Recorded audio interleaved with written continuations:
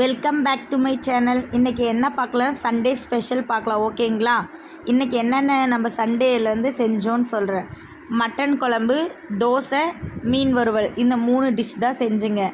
அதில் நடு சின்ன சின்ன என்னென்ன செஞ்சோன்னு இது பண்ணுறான். இன்றைக்கி பாருங்கள், பாப்பா இளநீ வேணும்ன்ட்டு எடுத்துகிட்டு வந்திருக்காங்க. அவங்களுக்கு இளநீ வெட்டி கொடுத்துட்டு சைட் பை சைடாக மட்டன் குழம்புக்கு என்னென்ன தேவையோ அது இது பண்ணலாம்.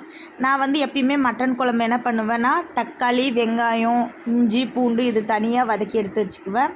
அப்புறம் கொஞ்சோண்டு மிளகு, சீரகம், அப்புறம் சோம்பு, இது 3ம் தனியாக வறுத்து அதை தனியாக அரைச்சிக்கணும்.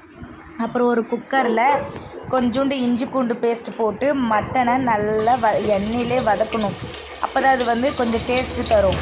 அப்புறம் நல்லா வதங்கினதும் மஞ்சத்தூளும் உப்பும் போட்டு நம்ம குழந்தைங்களுக்கு கொடுக்குறதுனால மட்டன் நல்லா சாஃப்டாக இருக்கணுன்ட்டு நான் ஒரு 10 விசில் விட்டுக்குவேன். அந்த 10 விசில் வந்ததும் நல்லா மட்டன் சாஃப்டாக இருக்கும். நம்ம எந்த அளவு எண்ணெயில் வதக்குறோங்களோ அந்த அளவு குழம்பு டேஸ்ட்டாக இருக்கும். நல்லா வதங்கின பின்னாடி நம்ம ப்ரெஷர் வச்சுட்டிங்கன்னா மட்டனும் நல்லா சாஃப்டாக வெந்துடும். அது சைட் பை சைடாக நம்ம அரைச்சி வச்சுருந்தோங்க பாருங்கள், அதை மிக்சியில் நம்ம அரைச்சி எடுத்துக்கலாம். தனியாக வெங்காயம், இஞ்சி, பூண்டு, தக்காளி இது 3ம் தனியாக அரைச்சிக்கலாம்.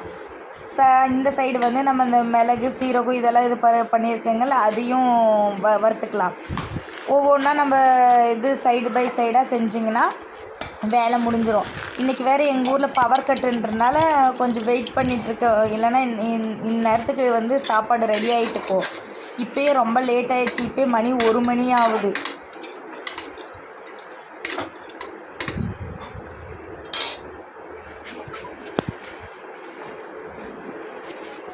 இன்றைக்கி சண்டே ஸ்பெஷல் உங்கள் வீட்டில் என்னன்னு சொல்லுங்கள். எங்கள் வீட்டில் இதுதான் சண்டே ஸ்பெஷல். உங்கள் வீட்டில் என்னன்னு கமெண்ட் பண்ணுங்கள். ஓகேங்களா? அதுக்கடுத்தது நல்லா மேரினேஷன் பண்ணி வச்ச மீன் நல்லா ஊறிடுச்சு. இப்போ அது எண்ணெயில் பொரிச்சிக்கலாம். நான் ஃபிஷ் ஃப்ரைக்கு பாறை மீன் தான் இன்றைக்கி எடுத்துகிட்ருக்கேன். அதையும் நம்ம பொரிச்சிக்கலாம். இந்த பக்கம் மட்டன் குழம்பும் நம்ம ப்ரெஷர் இருந்துச்சுல, அந்த ப்ரெஷர் எடுத்துகிட்டு நம்ம அரைச்சிருந்த மசாலா ஊற்றி கொதிக்க வச்சிட்டனால அதுவும் கொதிச்சிருச்சு. இப்போ லாஸ்ட்டாக தேங்காய் பேஸ்ட் ஊற்றி கொஞ்ச நேரம் கொதிக்க வச்சுட்டு ஆஃப் பண்ணிடலாம். அப்போ தான் ரொம்ப தேங்காய் நம்ம ஊற்றிட்டு பின்னாடி நிறைய நேரம் கொதிக்க வச்சிங்கன்னா மட்டன் குழம்போட டேஸ்ட்டே போயிடும். இந்த மாதிரி நம்ம வச்சிங்கன்னா அதோட டேஸ்ட் ரொம்ப சூப்பராக இருக்கும். நான் இப்படி தான் ட்ரை பண்ணுவேன். ஒரு நாள் இந்த மாதிரி நீங்கள் ட்ரை பண்ணி பாருங்கள். ஓகேங்களா? இன்றைக்கி நம்ம வீட்டில் தோசை, மட்டன் குழம்பு, ஃபிஷ் ஃப்ரை, இதுதான் எங்கள் வீட்டில் ஸ்பெஷல். உங்கள் வீட்டில் என்ன ஸ்பெஷல்னு கமெண்ட் பண்ணுங்கள். என் வீடியோ பார்த்து ரசித்ததுக்கு ரொம்ப நன்றி ஃப்ரெண்ட்ஸ். ஓகே, தேங்க்யூ ஃபார் வாட்சிங். லைக் பண்ணுங்கள், ஷேர் பண்ணுங்கள், எனக்கு கமெண்ட் பண்ணுங்கள்.